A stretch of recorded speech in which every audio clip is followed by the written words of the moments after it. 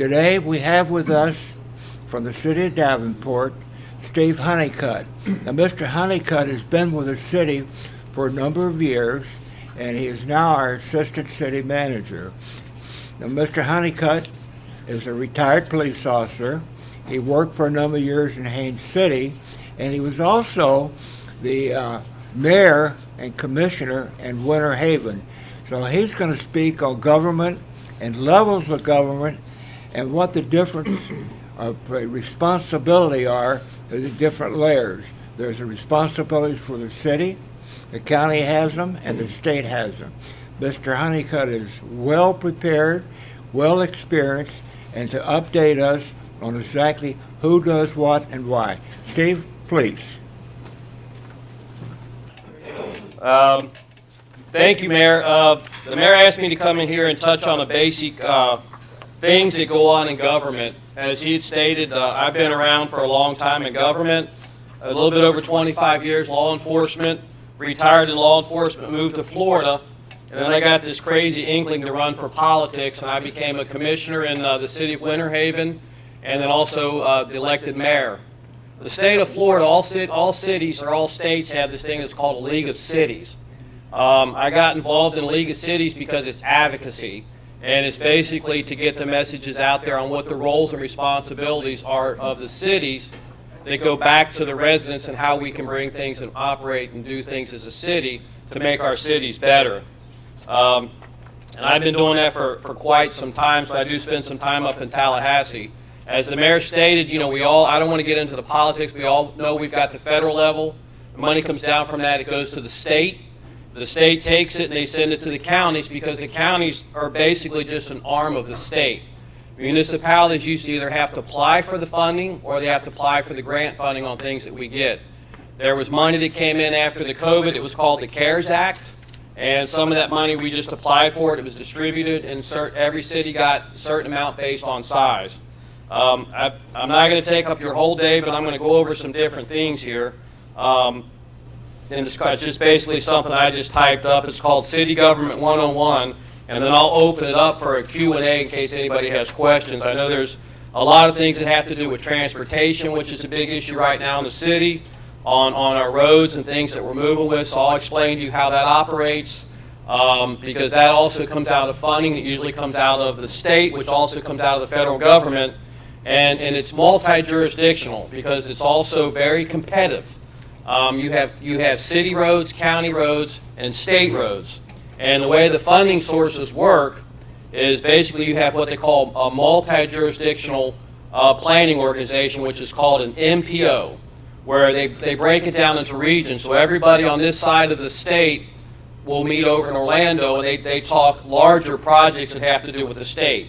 And a lot of it over there has to go with Disney and a lot of stuff they're doing at the airport. Then we have a TPO, which is your county seats, which is all your cities here in Polk County for your local transportation. And what that does is they'll set up where there's priority needs.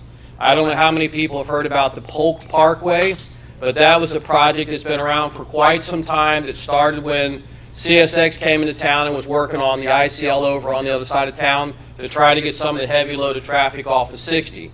But again, there's funding sources. The FDOT over in Bartow comes in. They also sit in these meetings and they try to prioritize where these funding sources need to go. And then again, it becomes very political over there because a lot of stuff has always gone to the other side of the county because it's population based, where their wants and needs are. And I'll get more into that. So what I've got here, I'm just going to go over some quick things. It says, people say, what is a city?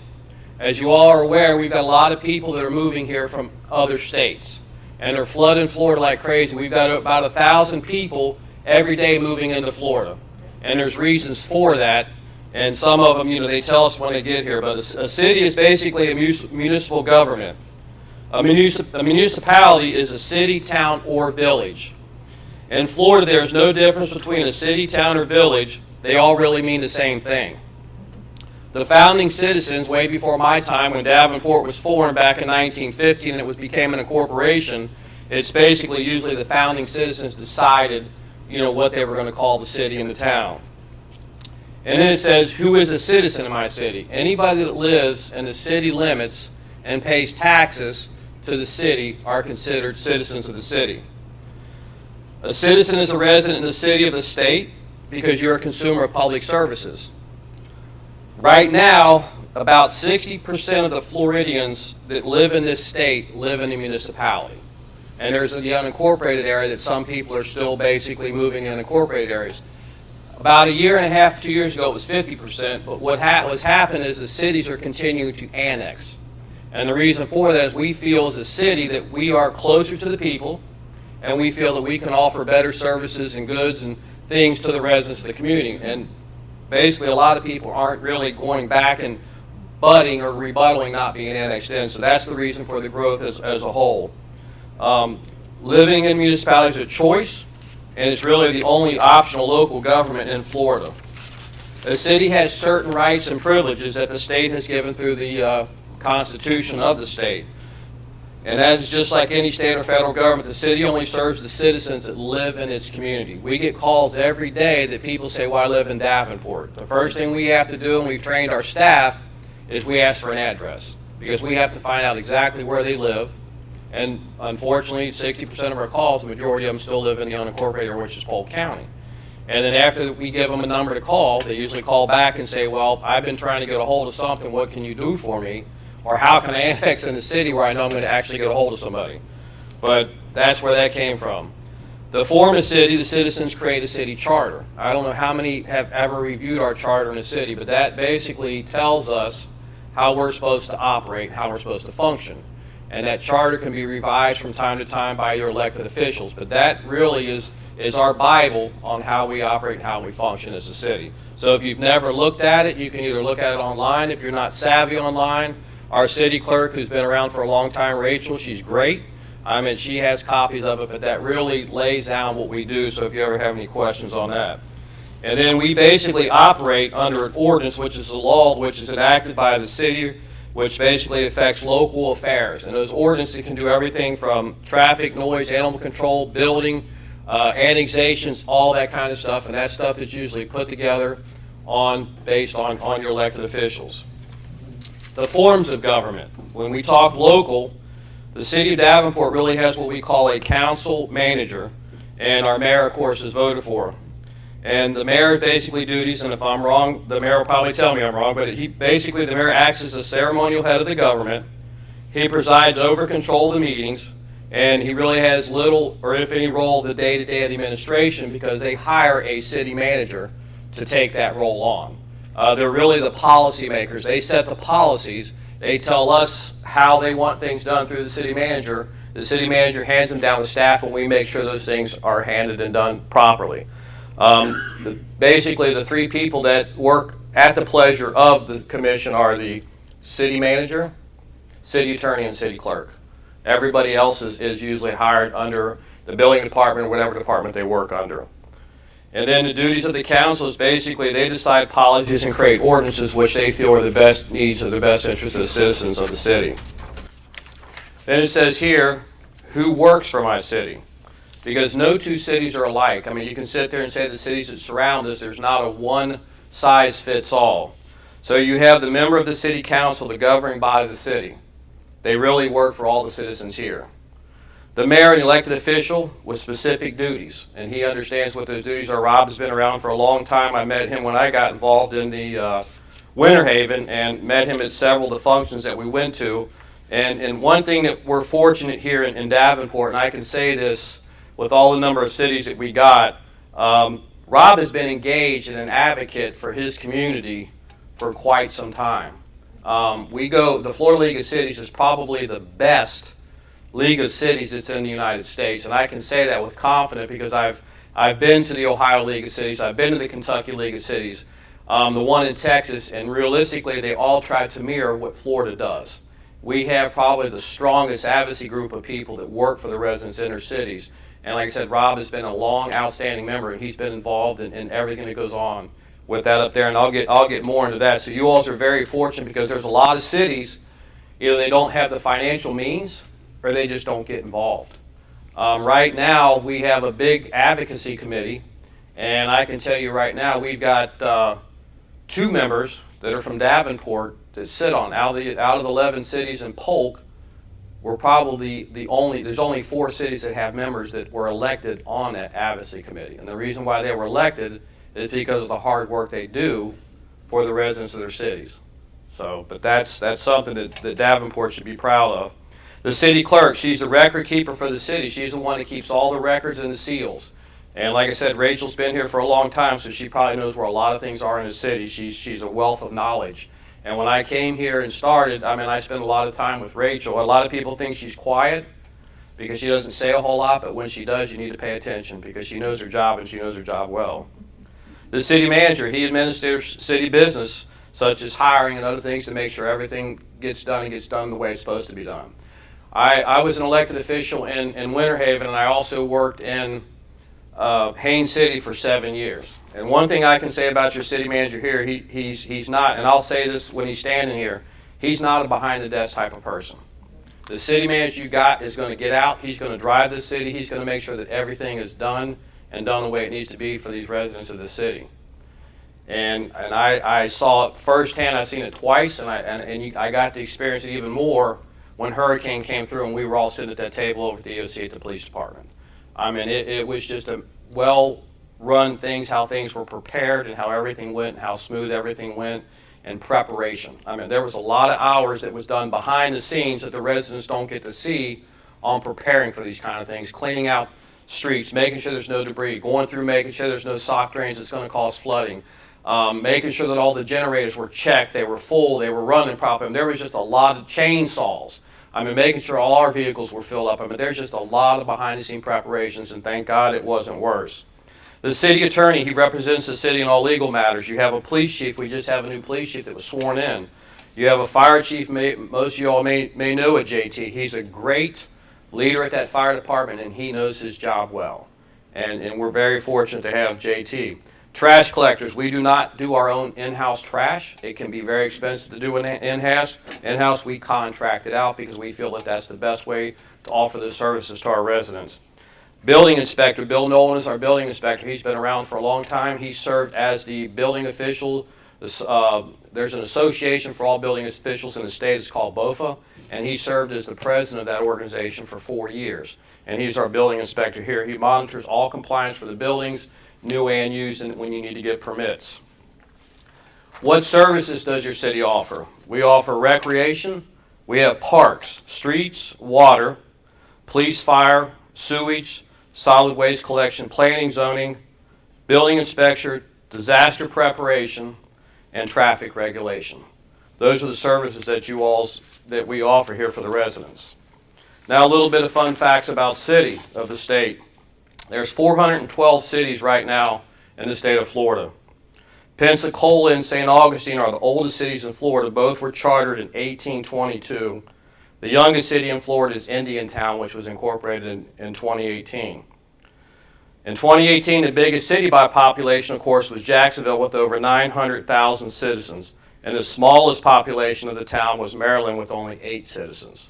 So that's just a little bit of fun facts about the state of Florida. Now I'm going to get into how some things operate with the state and how things flow through. There's a thing on how the cities operate. We operate under what we call an enterprise fund.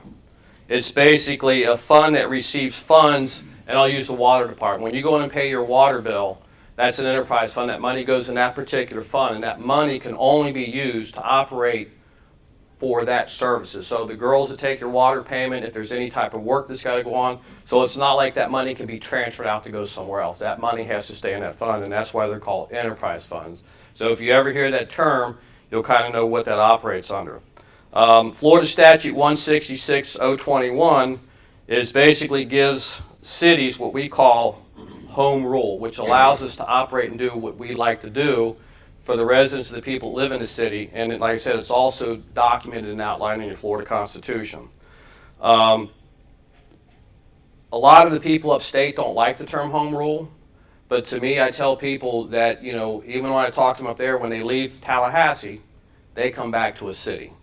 And home rule is really what I feel is, I live in a city, which is a really good thing because the people closest to the people are going to do best and better for the people local. And I tell people, when you get into county and you live in a county, I mean, it's very hard sometimes to get a hold of your delegation there. And the higher you go up at the state level and the federal level, it's almost impossible. And a lot of people get excited about their federal elections, but technically, your local officials are the one that control a lot what goes on in your city. And you can come in at any time to a commission meeting, and then you guys have the fortunate that you can reach this man right here, the mayor, but you can step into a commission meeting and you can actually talk to your elected officials. You're not going to get that at some of your higher levels. And that's what makes the cities operate and successful is the way they do, because all your local elected officials always usually run nonpartisan. They don't run by party affiliation, because when it comes to a tree blown out or a pothole or this or that, they can't sit there and debate on what policy goes back. It just has to be fixed. So that's a lot of the reason why they operate and run on that. The state operates under basically politics, and then they have bills. You have a House side and a Senate side. The Senate has an unlimited number of bills that they can prepare. The House each House representative gets 6 bills. And those bills, they have to have a sponsor. So if I'm a House representative and I don't like something, I can sponsor a bill, put it in a form text, and then hopefully it goes through and I can get people that'll move it up the food chain. And then it goes through the House, and then it goes in the Senate, and the Senate puts their bills together and they can shirt tail off of it. And of course the government, when it's all said and done, he can veto that bill depending on what it is.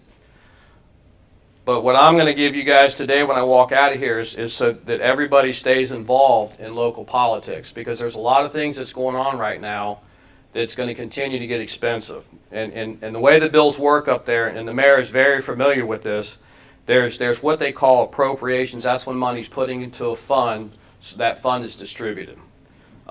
We've talked a little bit about transportation. Well, what the state does is they like to put together these preemption bills. And what these preemption bills do is they can take control out of what the cities do, and they can also come back to where they take funding, and they call it an unfunded mandate. So the state can come back and say, you're going to do this, city, but we're not going to help you out and give you any funding sources for it, so you're going to have to go back to your residents and ask your residents for the money to make that work. So that's how those bills can work, and some of them can be very scary. They had over 3,000 bills at the last session. And when it was all said and done, I think there was only like 300 and something, and I think that the governor that went through, and there were several of them that he vetoed, and some of the ones that he vetoed would have costed the taxpayers some various amounts of money in the long run. And there's some things that's going on there that, like I said, the mayor is very familiar with that. The other thing I want to talk about real quick, taxes, property taxes. I know when I was an elected official and talking about people that don't know where they live, I would get people that knock on my door sometimes at 9 o'clock at night or 10 o'clock at night, and they say, I got a bone to pick with you. You know, I pay $3,000 a year on my property taxes, and, you know, this and this and this, and that's all fine, but I don't know if anybody has ever really taken a look. You get a thing from the county that's your tax bill, and it'll have a printout. Sometimes it'll say this, you don't have to pay it if it goes into your escrow.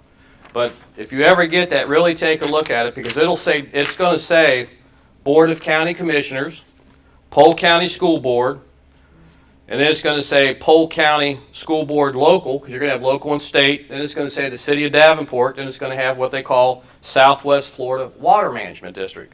And on this particular person's taxing here, it's from a resident back here, it's from a house back here in a traditional neighborhood. Their tax bill is $2,097.94.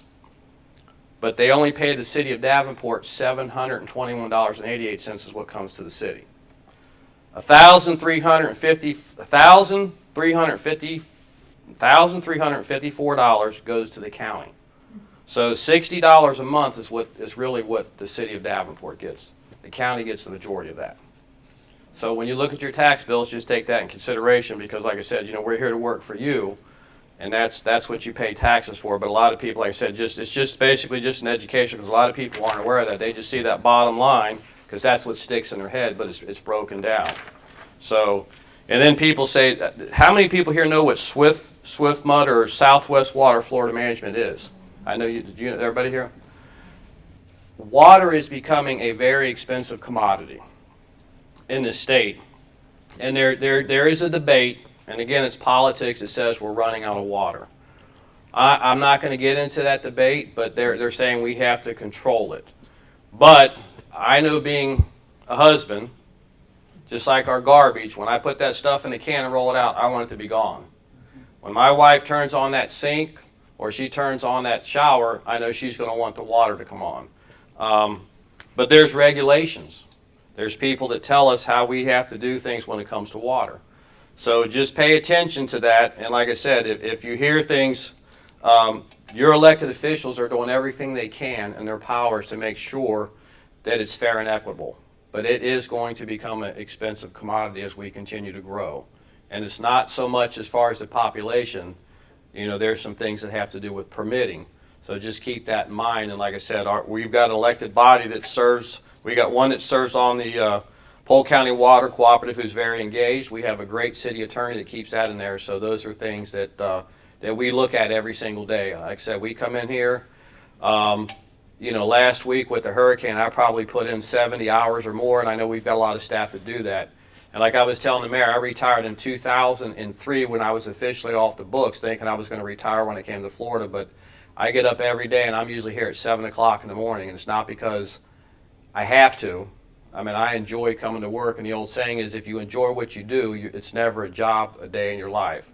And I enjoy coming to the city, and I'm blessed that I've been given the opportunity, number one, to stay in here as the assistant city manager, but to work for a city that I've, you know, it's a pleasure to come to work and see the growth, to see the things that have changed in the city in such a quick period of time, but the opportunities that I think that lie for the city.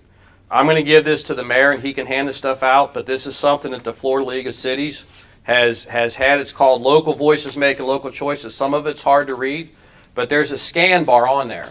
And what this does, if anybody has cell phones, you guys can stay engaged with what goes on up in Tallahassee. And I would appreciate you doing that. So if there's something that you don't like, or there's a bill you don't see, or you got questions, ask those questions. I mean, because they need to know what your opinions are, because your opinions matter. And that's what that piece of paper is. With that, I'm going to be quiet, and hopefully you guys will ask questions on roads or anything that you want to know on it. But I'm here to answer any of your questions the best of my ability. So with that, I'll keep my mouth shut and I'll answer questions. Yes, ma'am. Just for myself to know. Years ago, a city manager and council made a law or a ruling that chain link fences or fenced yards, only the backyard could be fenced. Was put in the books that I was told. I work in the building department. I don't know that that's ever been a law, because our land development regulations explains that. There is a height requirement in the front yard, and there is a triangular issue and how far out you can come with that. Now, you can only put a 4-foot fence in your front yard, and it can go up to 6 in your back. But there is no regulation on a chain link. Because I think we had that conversation, the mayor said on the council, and we had that conversation about fencing. But there is no regulation. If there's something you want to do on a fence, we don't require permits. But we do ask you to look at your setbacks to where because you have to be 5 foot off your setbacks. But if there's a fence, we have diagrams at the commission. We went down this road, I think, about 2 years ago, because we had some individuals that had deeper homes over here that wanted to do that same thing. So if you want to, just call the building department. Anytime you got a question, that's what staff is here for. So, but if you got anything you want to put up a fence, if you come in and speak to either Mr. Nolan or one of the planners there, but that can be done. It's just there's certain that like height requirements. If this is the front of your house, it can't go past the front of your house. It has to be on the corner of your house back. But some people, depending on how you set on a corner, you can come up certain, but it can only be 4 feet. But we've got all that stuff broken down, so if that's something you want to do, just come into the building department. You can do the whole. We have a perimeter thing that shows you how you can do that. Yes, ma'am, but it can only be, because if you go up Davenport Boulevard on the right, you're going to see some houses that have chain link fences. But there is requirements. We just want to make sure you stand as requirements, because right now I'm carrying dual hats, And, you know, I don't, with me being code enforcement, I'm the bad guy, but as long as you stay within those requirements, you're fine. But yeah, we do have that, and we can explain that to you. Come on now, don't let me off the hook this easy, because I get calls every day. I get worn out. When are our water bills gonna go up? The water bills, I can't give you an answer on a date on that. We hope never, but I'm sure it's coming. But, you know, like I said, that's something that once we get to that level, there again, it'll be posted, and again, people can come in and ask those questions. I can't say it's going to happen tomorrow when it's going to be, but like I said, I know that we're going through our permit process right now. So, you know, we're going in an increase. I think that's going to come out okay, but eventually they are going to go up. We're doing everything we can again to keep it fair and equitable. But like I said, there's some powers to be that are a little bit stronger than what we do here. So we're trying to make it to where it's fair. It's not just fair and equitable here, but it's everybody across this area that water rates stay fair and equitable, because we understand it can be expensive. But the problem is to treat that water to where it's a potable water that comes out of that faucet that you can drink it. Everything's going up, the cost of the goods, the stuff, the chemicals that's used, the transmission, how it's sent out of those water treatment plants, it can get very expensive. But again, we're trying everything we can in our powers to make sure that it doesn't get out of control. So, yes, ma'am. So do I contact code enforcement? You just come into the building department. Bill Nolan's our building official. No, this is another matter. Oh, okay. For a derelict or a home that needs tearing down in our neighborhood? Well, the city does not, we don't get into the thing of tearing down homes, but if there is a property that's out of control, I can arrest you, sure. If it's that bad, I've probably already got liens on it, but you can reach out to me. 419-3300 and ask for Steven Hunnicutt. And I can tell you if I've got anything already on that property, but right now I've got 29 pieces of property that got running liens on them. Some of them are pretty large. We do have some properties that if it's just grass, we'll do a foreclosure on it, and we usually turn those over to Habitat, but the city doesn't usually get into the things of tearing down properties to somebody, because some of these properties, here's the thing I tell people about code enforcement. People call me and they'll say, well, the grass is high. Okay, statute 162 tells me how I do the job in code enforcement. I can send them a notice, and if they don't cut the grass, I can't go on their property and mow it, so I can lien it, and that grass is still going to grow, and then now they've got $30,000 worth of lien, but the grass is still high. So that's the flip off. Most of the time, majority of the people here are pretty good about cutting it. I would say 90% of the people here are really well. A lot of it's education, because I can't fix on the outside if I don't know what's going on the inside. So I do a lot of knocking on doors instead of sending letters. One thing I want to say about roads, because I know we get a lot of confusion on roads. Majority of our roads, people say, well, when are we going to do this, or how come this and how come that about the roads? The majority of the roads, unfortunately, in the city aren't our roads. They're either county or state, and we have nothing to do with them. And it's probably more frustrating for the mayor and the elected officials and us, because they probably get beat up more about it than we do. Davenport Boulevard is a county road. 1792 is a state road. We did have a presentation, since it's already gone through. I can tell you about this. They came in because, again, it's funding, it's money. They came in and gave a presentation, was it 2 years ago, Mayor, about 1792? And they showed us this nice conceptual stuff that they wanted to do, and they said, well, this looks nice, but we want the city to take its section 1792 and pass the money on to the taxpayers, then you guys are responsible for it. And I think it was the consensus that these guys said not only no, but no, no, no. There has been some things come back. We know that they're doing a 4-lane widening once you get up past Poinciana on 1792. It is back in discussion now that we're taking a look at some of these things with 1792. I know 5 or 6 years ago they had an open thing where they had it at Haines City Library, where they were talking about some stuff coming down Henson, making that turn and coming down 1792. It's back in talks again.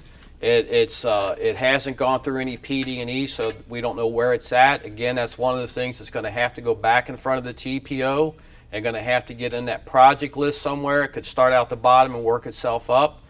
But transportation is a very funny thing. But like I said, it's unfortunate here because, like I said, our roads back here in traditional neighborhood, we've got some over here where you all live, but the majority, I would say probably 70% of the streets aren't ours. And a lot of these new communities that are building these HOAs, I mean, they own the roads. They come in here, the developers put them in, they take care of them and they maintain them. So, I mean, we're just very limited on streets, and we understand that because a lot of people, call us every day about traffic out in 1792 or traffic up on Davenport Boulevard. I hope everybody's aware of the lights. There is a traffic light now on North and 27, which was put in. We're still waiting on the one on Holly Hill to go in. And there's also one that's supposed to go in at Davenport and 10th. So those are 3 lights that went in, and we know they put the one down on Bates. But I know the commission has been fighting for these lights for a long time, and like I said, it just doesn't move fast enough. I mean, I've been here for 4 years, and I know the mayor has questioned, lights up there with the schools and stuff like that, but it just doesn't move fast enough. And it's frustrating when you sit up there on the diocese because you really can't go back and give your constituents the quick enough answers that they want.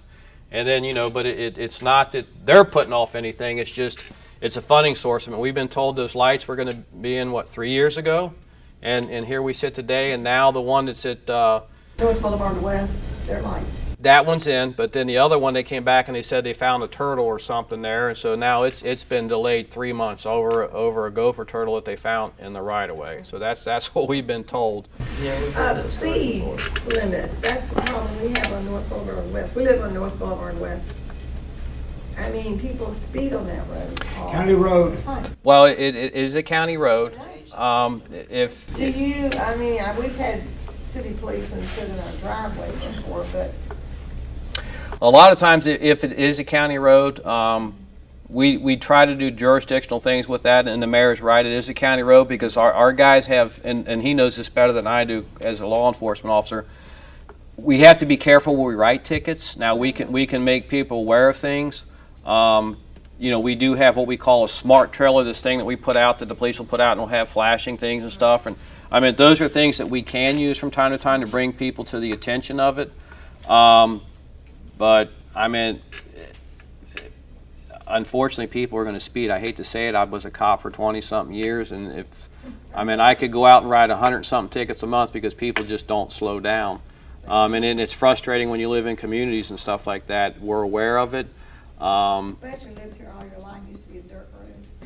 Well, I don't think there's going to be too many places in Florida that are going to be dirt roads anymore because, like I said, when you got 1,000 people, I mean, right now, if you're not aware, Davenport is the second fastest growing city in the state, and we're 7th fastest growing in the United States. And people are just moving here, and the reason why they're moving to Davenport is it's because of the mayor. No, I'm just saying it's because of the it's his personality, but we're close to I-4 and Disney. I mean, when you look at our job area, our biggest thing is hospitality, and it has to do with leisure service. So when you look at, you got Disney and all the places right there. I mean, we've had people that have moved into communities, and I attend all the HOAs and I try to talk to these people. We had a couple I spoke with that lived over in Lake Nona. They showed me pictures of their house. It was a small home, and they sold it for a lot of money. And he's a lawyer that he works in Lake Mary, but he bought a house up here off of Davenport Boulevard, and they paid a lot less in their taxes. They were paying over $13,000 a year in property taxes over there. Wow. And they've got a bigger home, and he still works where he's at, and he's close to I-4, so he's happy.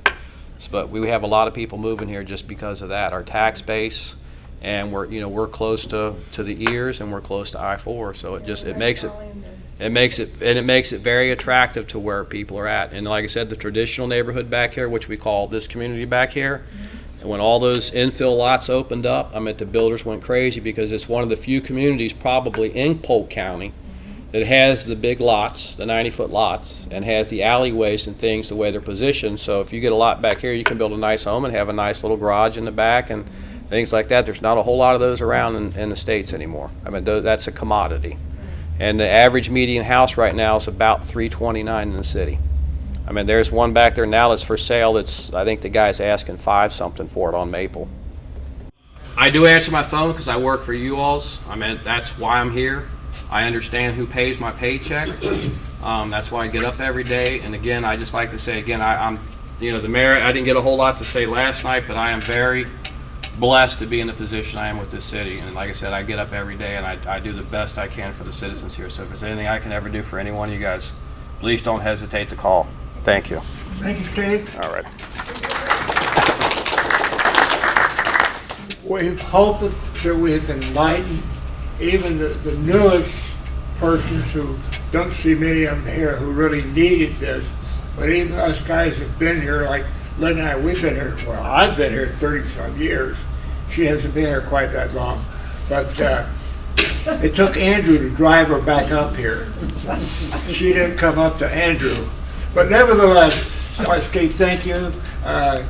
Second, John Knapp, thank you so much, and your associate here for coming. And we're looking forward to seeing the tape or the disc that comes out of it. And we thank y'all for did make it to come and make sure you let the rest know how much they missed. But there was a question that come up when Steve mentioned about all the building around the city. There's two ways to look at it. If we didn't take that property in, it would have stayed in the county, and the buildings would still be there. We would still have the problems, the traffic problems, and all that went with it, and we would get nothing. By taking them in, we have been able to recruit some of the issues that we would have had we not taken them in.